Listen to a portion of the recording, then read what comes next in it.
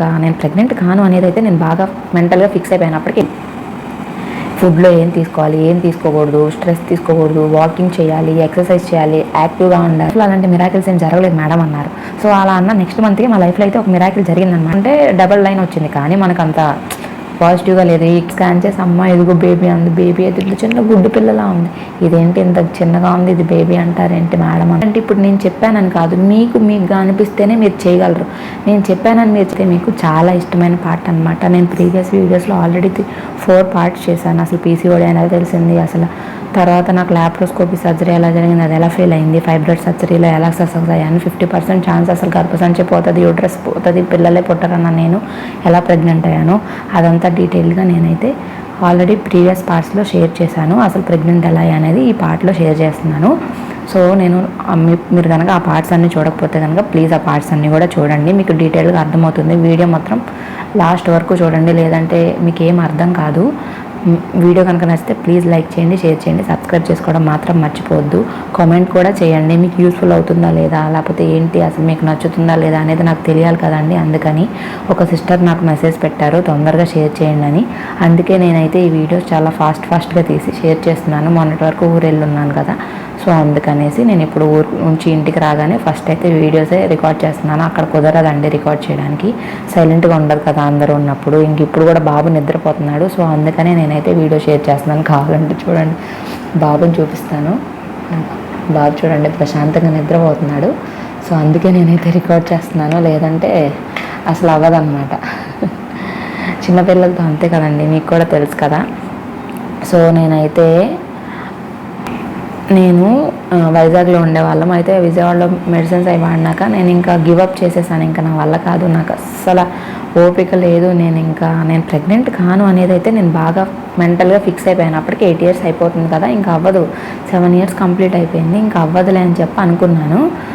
ఇంకా సరే అని చెప్పి ఇంకా మా ఇంటి దగ్గర ఒక ఆంటీ ఉన్నారు, ఆవిడ అమ్మ బాధపడొద్దు, మంచి రోజులు వస్తాయి, అలాగా పాజిటివ్గా చెప్తూ ఉండేవారు అనమాట.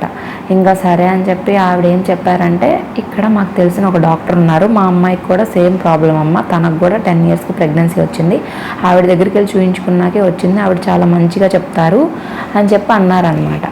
సరే అని చెప్పి ఒకసారి వెళ్దాము, ఏం పోయింది, ఇప్పటికి ఎన్ని హాస్పిటల్స్ తిరిగాం కదా, ఇది పెద్ద విషయం కాదులే, సరే వెళ్దాం అని చెప్పి నేను మా హస్బెండ్తో మాట్లాడాను.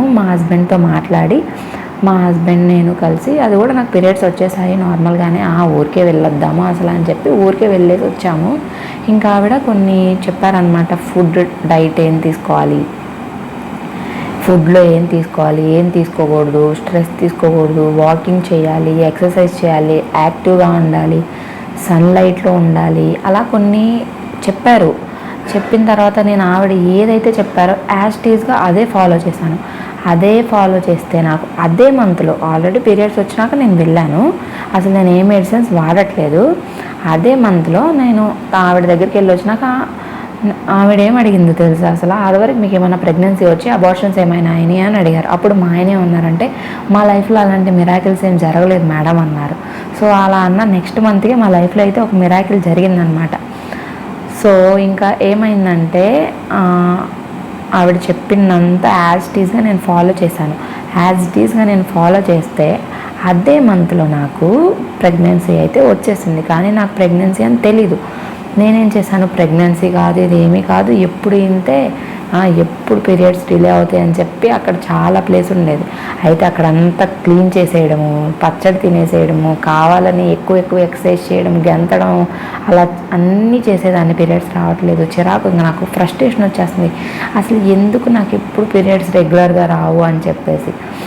సరే అని చెప్పి తర్వాత ఎందుకో డౌట్ వచ్చి పీరియడ్ స్కిప్ అయ్యి 10th day చూస్తే కనుక నేను ప్రెగ్నెన్సీ టెస్ట్ చేసుకుంటే డబల్ లైన్ వచ్చింది. కానీ మనకు అంత పాజిటివ్గా లేదు, ఈ కిట్ ఏదో ప్రాబ్లంలే అని చెప్పి మళ్ళీ ఇంకో టెస్ట్ కిట్ తెచ్చుకొని మళ్ళీ చెక్ చేస్తే మళ్ళీ పాజిటివ్ వచ్చింది. అప్పుడు హాస్పిటల్కి వెళ్తే మళ్ళీ హాస్పిటల్కి వెళ్ళిన టెన్షనే, ఏం చెప్తారో ఏంటో, అసలు ఏం జరిగిద్దో ఏంటో అని చెప్పేసి అనుకుంటా ఉంటే ఆమె స్కాన్ చేసి అమ్మ ఇదిగో బేబీ అంది, బేబీ అయితే ఇట్లా చిన్న గుడ్డు పిల్లలా ఉంది, ఇదేంటి ఇంత చిన్నగా ఉంది, ఇది బేబీ అంటారేంటి మేడం అనుకున్నాం మేము. కానీ బేబీ బాగానే ఉందమ్మా అన్నాక ఇక్కడ నుంచి అసలు పెద్ద ట్విస్ట్ ఉందండి నా ప్రెగ్నెన్సీ కాంప్లికేషన్స్, అది నెక్స్ట్ పార్ట్లో చెప్తాను. సో డైట్ అయితే నేను చెప్తాను ఇప్పుడు. డైట్ ఏంటంటే కనుక ఆవిడ మేడం ఏం చెప్పారంటే, ఫిష్ తినే పని అయితే సాల్మన్ ఫిష్ కానీ ట్యూనా ఫిష్ కానీ తీసుకోవాలి. చియా సీడ్స్ ఖచ్చితంగా వాడాలి. చియా సీడ్స్ ఎవ్రీడే తీసుకోవాలి. బ్లూబెర్రీస్, బ్రాక్లీ, ఆవకాడో, ఇంకా ఫుడ్లో కూడా బ్రౌన్ రైస్, స్ప్రౌట్స్, మిల్లెట్స్, ఓకేనా. ఇంకా జ్యూసులు, క్యారెట్ బీట్రూట్ జ్యూసు అవన్నీ తీసుకోవాలి ఖచ్చితంగా అన్నారు. చికెన్ అయితే వద్దు, మటన్ వద్దు అని చెప్పారు. చికెన్ తినాలి అనుకుంటే కనుక ఓన్లీ నాటుకోడి తినండి. డైలీ ఒక ఎగ్ తినాలి. చక్కగా ఎవ్రీడే మార్నింగ్ వాకింగ్ చేయాలి సన్లైట్లో. వాటర్ తాగాలి, మినిమం 4 లీటర్స్ వాటర్ తాగాలి. మార్నింగ్ హనీ విత్ లెమన్తో చియా సీడ్స్ వేసుకునేదాన్ని, తర్వాత స్ప్రౌట్స్ తినేదాన్ని. వాకింగ్కి వెళ్ళి ఒక 1/2 అవర్ అయినా సన్లో తిరిగేదాన్ని టెర్రస్ పైన. దాని తర్వాత వచ్చి మళ్ళీ మిల్లెట్స్తో దోశ కానీ ఇడ్లీ కానీ తినేదాన్ని. మధ్యాహ్నం నేను నార్మల్గానే బ్రౌన్ రైస్ తినేదాన్ని, పీసీఓడి ఉంది కదా అని చెప్పి బ్రౌన్ రైస్. ఇంకా మీకు ఏ వెజిటేబుల్స్ ఇష్టమైతే వెజిటేబుల్స్ కానీ, నాన్ వెజ్ అయితే చెప్పాను కదండి, ఎగ్ కానీ, సాల్మన్ ఫిష్, ట్యూనా ఫిష్, లేదంటే కనుక నాటుకోడి. ఇంకా బాగా రైస్ ఇంత క్వాంటిటీ అయితే కర్రీ ఇంత క్వాంటిటీ, రైస్కి తగ్గంత తినాలి.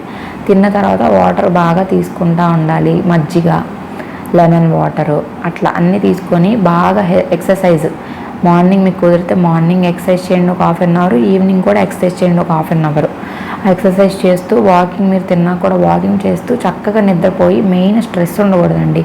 బాగా స్ట్రెస్ లేకుండా ప్రశాంతంగా ఉండదని నేను చెప్పను, నాకు ఉంది స్ట్రెస్, కానీ అది మనం తీసుకోవద్దు. ఎందుకంటే ఇప్పుడు ప్రెగ్నెన్సీ కోసం మనం కష్టపడుతున్నాం కాబట్టి మళ్ళీ ఆ స్ట్రెస్ తీసుకొని మళ్ళీ ఇబ్బంది పడడం కంటే మనం స్ట్రెస్ ఉన్నా సరే మెడిటేషన్ చేసుకొని ఆ స్ట్రెస్ని అయితే తీసేసామంటే కనుక మనం హ్యాపీగా ఉండగలుగుతాం కదా.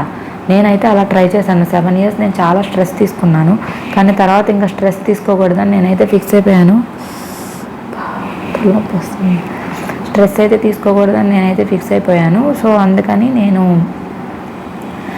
స్ట్రెస్ తీసుకోకుండా మేడం చెప్పినట్టు అలాగే చేశాను. బ్లూబెర్రీస్ తినండి, బ్లూబెర్రీస్ మనకు దొరుకుతాయి. ఆవకాడో నాకు అసలు దొరకలేదండి, నేను ప్రెగ్నెన్సీలో ఉన్నప్పుడు, కన్సీవ్ అయ్యేటప్పుడు ట్రై చేసేటప్పుడు కూడా. కానీ మీకు ఒకవేళ దొరికితే మీరు తినండి. Seasonal fruits, seasonal vegetables, rice, chapati, ఇంకేదైనా సరే హెల్తీగా.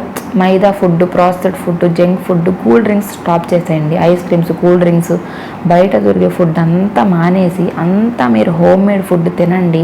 పాజిటివ్గా ఉండండి, ఎక్సర్సైజ్ చేయండి, వాకింగ్ చేయండి, హెల్తీ ఫుడ్ తినండి. అది ఏంటంటే ఇప్పుడు నేను చెప్పానని కాదు, మీకు అనిపిస్తేనే మీరు చేయగలరు. నేను చెప్పానని మీరు చేశారనుకోండి, అది స్ట్రెస్ తోటే కూడుకున్న పని. ఇది ఇప్పుడు నేను ఇదంతా నాకు ఇష్టంగా నేను చేశాను కాబట్టి నేను సక్సెస్ఫుల్ అయ్యాను.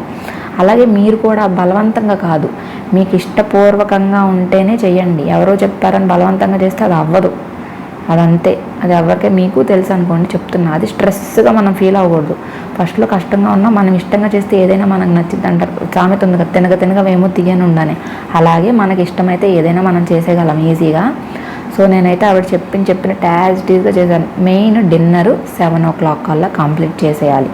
దాని తర్వాత ఏం తినద్దు, ఓకేనా. స్వీట్స్, చాక్లెట్స్ ఇవి కూడా తినద్దు అసలు ఫుల్గా మానేసండి. ఎప్పుడైనా తినాలనిపిస్తే మంత్కో, వీక్కో, లేకపోతే 10 daysకో ఏదో ఒకటి చీట్ మీల్ చేయండి. మరీ అంత స్ట్రిక్ట్గా చేయాలని ఏం లేదు. నేను అప్పుడప్పుడు బయట తింటాను, కానీ అంతగా తినేదాన్ని కాదు. కోకోనట్ వాటర్ మాత్రం, కొబ్బరి నీళ్ళు రోజు తాగండి. బాడీ మనకి హీట్గా ఉంటుంది. మన బాడీ హీట్గా ఉందనుకోండి, మనకు ప్రెగ్నెన్సీ రాదు. మజ్జిగ, కోకోనట్ వాటర్, లిక్విడ్స్, రాగి జావ, ఇవన్నీ చాలా మంచిది కదా మనకి. రాగి జావ కూడా ఉప్పుతో కానీ బెల్లంతో కానీ చేసుకొని తాగండి. నేనైతే ఆఫ్టర్నూను బ్రౌన్ రైస్ ఏదో కర్రీ వేసుకొని తినేస్తాను. మళ్ళీ 3-4 ఆ టైంకి ఏదో ఒక ఫ్రూట్, ఏం ఫ్రూట్స్ ఉంటే ఆ ఫ్రూట్స్ బాగా తింటాను నేను. అదొక ప్లస్. ఫ్రూట్స్ తింటాను, వాటర్ తాగుతాను. మళ్ళీ నైట్కి కూడా మేమైతే టిఫిన్లు అలా ఏం చేసుకోము, బ్రౌన్ రైసే చేసుకునే వాళ్ళం. కానీ 7 మ్యాక్స్ 7 to 7:30 లోపు క్లోజ్. ఫస్ట్లో కొన్ని రోజులు ఆకలి వేస్తుంది మనం లేట్గా తినే పని అయితే, కానీ అప్పుడు ఆకలి వేసినప్పుడు మీరు వాటర్ తాగేసి పడుకోండి. అలా ఒక 1 week చేశారనుకో, మన బాడీ అలవాటు అయిపోతుంది. మన బాడీ అలవాటు అయిపోతే ఇంక ఇబ్బంది ఏమి ఉండదు, బాగుంటుంది అది. సో ఇవన్నీ ట్రై చేయండి. ఎక్సర్సైజ్లు మెయిన్ అండి. నేనైతే వచ్చేసి యూట్యూబ్లోనే చూసి చాలా ఛానల్స్ ఫాలో అయ్యి ఎక్సర్సైజ్లు అయితే చేసేదాన్ని. పీసీఓడి గురించి పీసీఓడి ఎక్సర్సైజ్ అని కొడితే బోల్డ్ అన్ని వీడియోస్ ఉన్నాయి. అందులో మీకు ఏది నచ్చితే, మీకు ఏది చేయగలిగితే అది మీరు చేయండి. కానీ మెయిన్ వచ్చేసి ఇందులో బటర్ఫ్లై ఎక్సర్సైజ్ మాత్రం బాగా చేయాలి, అది పీసీఓడికి సంబంధించి. మళ్ళీ నేను వచ్చేసి నాండి తెలుగు వ్లాగ్స్ అని చెప్పి ఒక యూట్యూబ్ ఛానల్ ఉంది. ఆవిడ కూడా సేమ్ పీసీఓడి ప్రెగ్నెంట్ అయ్యేలాగా, నేను ప్రెగ్నెన్సీ అయినలాగా షేర్ చేస్తూ ఉంటారు. ఆవిడ పీసీఓడికి సంబంధించిన వీడియోస్ షేర్ చేస్తే అవి నేను ఫాలో అయ్యానండి. అదే మంత్లో ఇవన్నీ ఒకేసారి కలిసి వస్తాయి. మనం గట్టిగా అనుకుంటే పంచభూతాలు మనకి తోడొస్తాయి అన్నట్టు నేను గట్టిగా అనుకున్నానో మరేమో నాకే తెలీదు. ఇంకా నాకైతే అంతా కలిసి వచ్చేసింది. సో ఇవన్నీ ఫాలో కండి. మీకు ఇంకా డీటెయిల్డ్గా కావాలి, చేసి చూపిండి, మీరు అసలు ఏమేమి చేస్తారు, అసలు ఏంటి ప్రొసీజర్ అని అడిగితే కనుక చెప్పండి. నేనైతే డీటెయిల్డ్గా మీకైతే వీడియో అనేది ఇంకా డీటెయిల్డ్గా షేర్ అయితే చేస్తాను. నేనైతే ఇదంతా చేశాను, కానీ ఇది ఒక పెద్ద మిరాకిల్ అనమాట. మా ఇంట్లో కూడా చెప్పలేదు. కాకపోతే నేను ప్రెగ్నెంట్ అయినాక, నాకు ప్రెగ్నెన్సీ అని చెప్పినాక డాక్టరు నాకు కొన్ని కాంప్లికేషన్స్ వస్తాయి, ఇంట్లో కూడా చెప్పొద్దు కన్సీవ్ అయినట్టని కొన్ని షరతులు అయితే పెట్టారు. ఆ వీడియో వచ్చేసి నెక్స్ట్ చేస్తాను, అది కూడా చూడండి. మీకు యూస్ఫుల్ అవుతుందని నేను అనుకుంటున్నాను. 100కి 100% కాకపోయినా ఒక 10% అయినా అవ్వచ్చు కదా. నేనేం ఎక్స్పర్ట్ని కాదు, కానీ లైఫ్లో ఇప్పుడు డాక్టర్స్ ఏంటంటే పేషెంట్స్ మీద చేసిన దీన్ని వాళ్ళు చెప్తారు. నేను నా లైఫ్లో నేను స్వయంగా నేనేం ఫేస్ చేశాను అనేది మీకు షేర్ చేస్తున్నాను. ఐ హోప్ మీకు ఈ వీడియోస్ అన్నీ నచ్చుతున్నాయి అనుకుంటున్నాను. అన్ని పార్ట్స్ చూడండి. ప్లీజ్ లైక్ చేయండి, షేర్ చేయండి. మీ ఫ్యామిలీ మెంబర్స్ ఎవరికైనా యూస్ఫుల్ అవుతుంది కనుక షేర్ చేయండి. వీడియో కనుక నచ్చితే లైక్ చేయండి, కామెంట్ చేయండి. ప్లీజ్ కామెంట్ చేయండి. ఏదో ఒకటి మీకు నచ్చిందని, నచ్చలేకపోతే నచ్చలేదు, ఇది ఇంప్రూవ్ చేసుకోండి, లేకపోతే ఇది డీటెయిల్డ్గా చెప్పండి అని ఏది మీకు ఏమనిపిస్తే అది ప్లీజ్ చెప్పండి. ప్లీజ్ సబ్స్క్రైబ్ చేసుకోవడం మాత్రం మర్చిపోద్దు. బెల్ మీద నొక్కండి, ఆల్ నోటిఫికేషన్స్ మీద. నేను ఏ వీడియో పెట్టినా సరే మీ వరకు వచ్చేస్తుంది. ప్లీజ్ అండి, ఆ సిస్టర్ కోసమే నేనైతే ఫాస్ట్గా ఈ వీడియో అయితే అప్లోడ్ చేస్తున్నాను. నేనైతే ఎవ్రీ వీక్ ఓన్లీ వన్సే వీడియో షేర్ చేయాలనుకున్నాను, కానీ ఆ సిస్టర్ పాపం తను చాలా వెయిట్ చేస్తున్నాను అన్నారు. అందుకనే నేనైతే ఇప్పుడు ఈ వీడియో అయితే షేర్ చేయాలనుకుంటున్నాను ఫాస్ట్గా. ఓకే అండి, ఐ హోప్ మీకు ఈ వీడియో నచ్చింది అనుకుంటున్నాను. నేను ప్రెగ్నెన్సీ గురించి ఇంకా డీటెయిల్గా చెప్తాను. ఇప్పుడు అసలు నేను ఎలా కన్సీవ్ అనేది మాత్రమే చెప్పాను. ఇంక ఇది కూడా డీటెయిల్డ్గా కావాలి అంటే కనుక ప్లీజ్ కామెంట్ చేయండి. Thank you for watching. Please subscribe.